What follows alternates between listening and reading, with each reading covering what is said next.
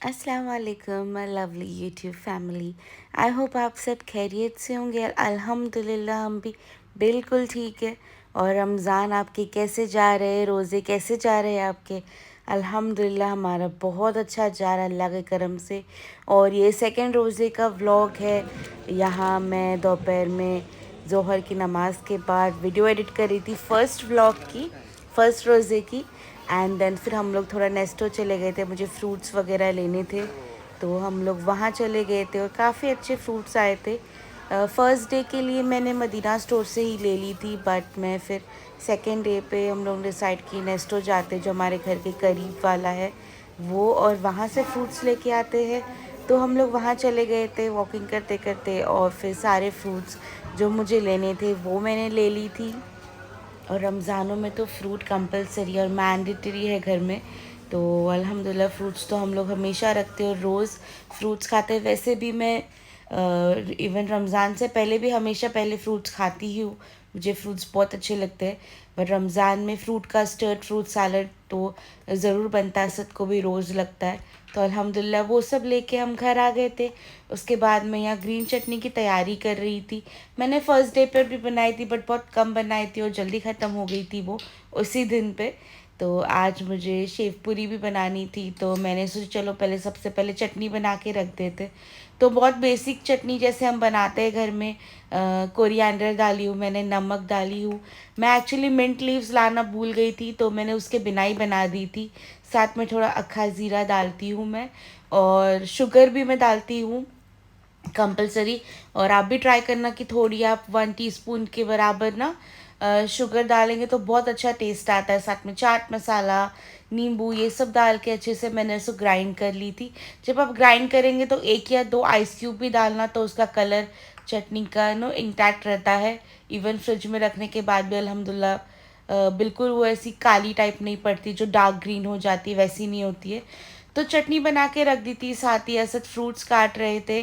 तो आज मुझे खास कोई कुकिंग नहीं करनी थी बिकॉज मेरा सब कुछ तैयार था। फर्स्ट डे पे जो समोसे और बॉक्स पेटीज बनाई थी मैंने, वही आज हम लोग खाएंगे। और साथ में सिर्फ शेव पूरी और भजी ही बनाने की थी। तो मुझे कुछ खास कुकिंग नहीं करनी थी, इसलिए मैं किचन में लेट ही गई थी। तो यहाँ मैंने आलू भी बॉईल करके रखी थी शिवपुरी के लिए, और यहाँ आप देख सकते हैं कि समोसे और बॉक्स पेटीज सब थे।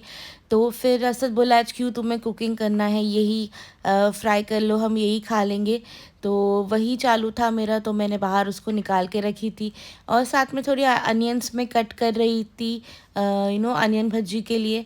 और साथ ही साथ साइमल्टेनियसली सब समोसे वगैरह भी फ्राई कर रही थी।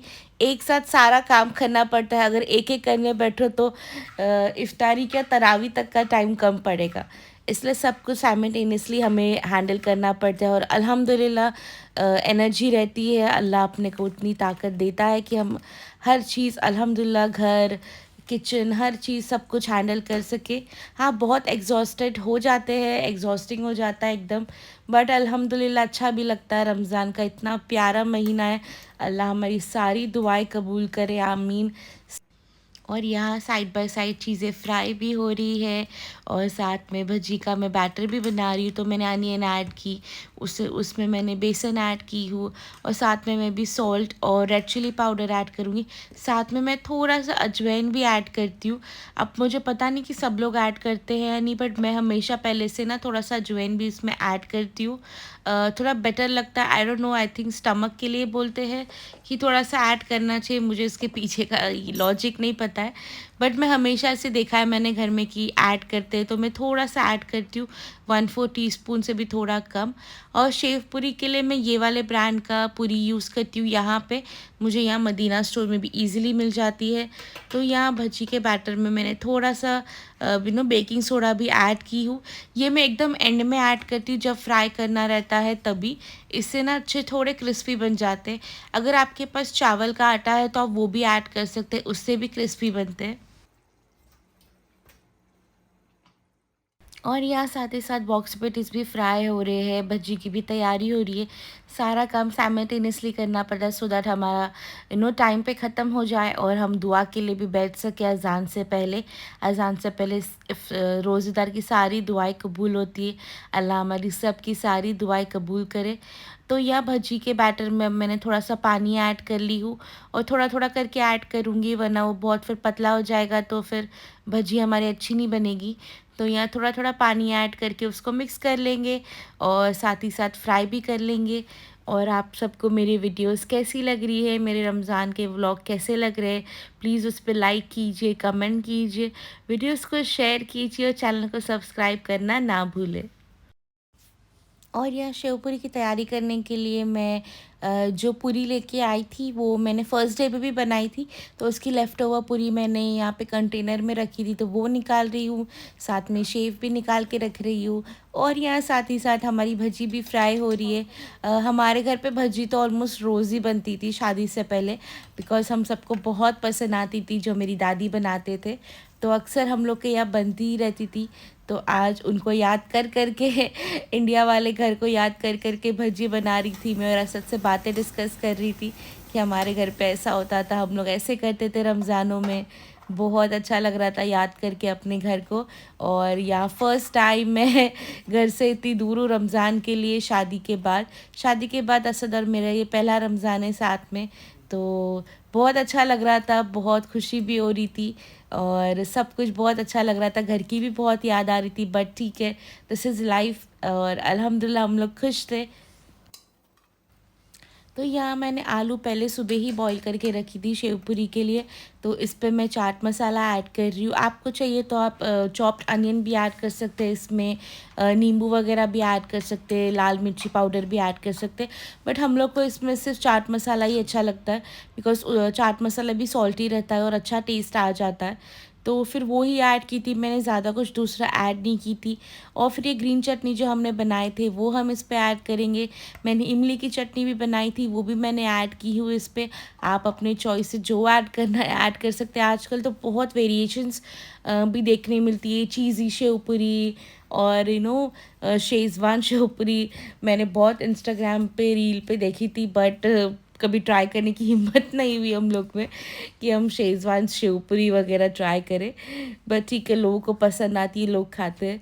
तो यहाँ असल सब लेके जा रहे थे हॉल में हमारा डस्टरकॉन पे रखने के लिए। तो यहाँ समोसे बॉक्स पेटीज फ्राई हो गए थे और हमारी शेवपुरी भी तैयार हो गई थी। असद ने फ्रूट्स कट कर लिए थे।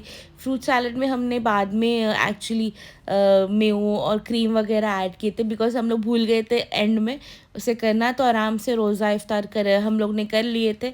उसके बाद फिर बैठे बैठे मैंने फिर ऐड कर ली थी इसमें मेयोनीज़, क्रीम, शुगर और थोड़ा सा चाट मसाला रहता है। ये असद के भाभी अक्सर बनाते हैं, तो उनसे हम लोग बात कर रहे थे फ़ोन पे, तो उन्होंने बताए, तो फिर हम लोग ने सोचे कि चलो आज ये वाला ट्राई कर लेते। तो अल्हम्दुलिल्लाह हमें बहुत अच्छा लगा था, तो फिर वो भी हम लोग ने खा लिए थे। और फिर आराम से इफ्तारी के बाद बर्तन वर्तन होने के बाद मैंने सहरी के लिए असद के लिए ग्रेवी बनाई थी, बिकॉज असद सहरी में एक रोटी खाते हैं ग्रेवी से और मैं सिर्फ जूस ही पीती हूँ। किसी दिन मैं सहरी का भी व्लॉग बनाऊँगी आपके लिए। हाँ, मैं पी रही हूँ चाय, साथ में ये रस्क लाई थी आज मैं, वो असद गए हैं तरावी पढ़ने के लिए। ये जो लेफ़्ट ओवर है, आपको नमाज की आवाज़ आ रही होगी तरावी की। यहाँ अल्हम्दुलिल्लाह मेरे घर में बहुत अच्छी आवाज़ आती है माशाल्लाह नमाज की, तरावी की। यहाँ पे खजूर लाई वो इसमें डालूँगी। ये इफ्तारी से लेफ़्ट ओवर है, ये थोड़ा सा रूह अफ़ज़ा बच गया है, मैं पी रही हूँ चाय। तो ये था मेरा आज का व्लॉग। मिलते हैं आपसे अगले व्लॉग में इंशाल्लाह। मेरे वीडियोस को लाइक कीजिए, शेयर कीजिए, उस पर कमेंट कीजिए और चैनल को सब्सक्राइब करना ना भूलें। टेक केयर, अल्लाह हाफ़िज़।